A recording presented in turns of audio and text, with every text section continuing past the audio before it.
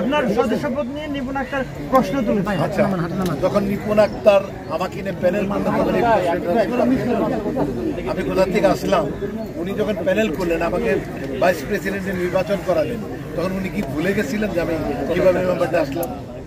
আর একটা for your information all, যে আমাকে মেম্বারশিপ দিয়েছে তখন প্রেসিডেন্ট ছিলেন শাকিব খান এবং সেক্রেটারি ছিলেন অমিত হাসান। ঠিক আছে, তো এই বিষয়ে আমার মনে হয় যে উনি কখন কি বলে নিপুণ আক্তার আমি বুঝি না। আমার মেম্বারশিপ নিয়ে কোনো রকম প্রশ্ন কারণই নাই। ওনার ইদানিং ওনার ব্রেনে জাগ্রত হয়েছে, এটা আমার মনে হয় ঠিক হয়েছে। এবং তিনি দেশে ফিরে আপনার আইনি ব্যবস্থা নেওয়ার ঘোষণা দিয়েছেন, তার মানসিক বলছেন এর জন্য আমি প্রস্তুত হয়ে আছি। বরং উনি ওনাকে সাবধান করে দেন, ওনার বিরুদ্ধে 64 জেলায় মামলা হচ্ছে।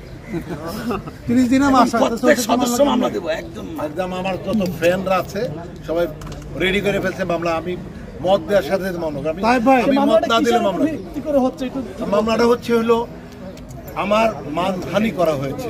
যারা আমার ভক্ত, তারা যেহেতু আমার সংগঠন করে, আমাকে নিয়ে পোস্ট করে, তারা এলাকার জনগণের কাছে তারাও মানহানির পর্যায়ে গেছে। তারা তাদের মানহানির কারণেই মামলা করবে 501 ধারা। ক্লিয়ার? ভাই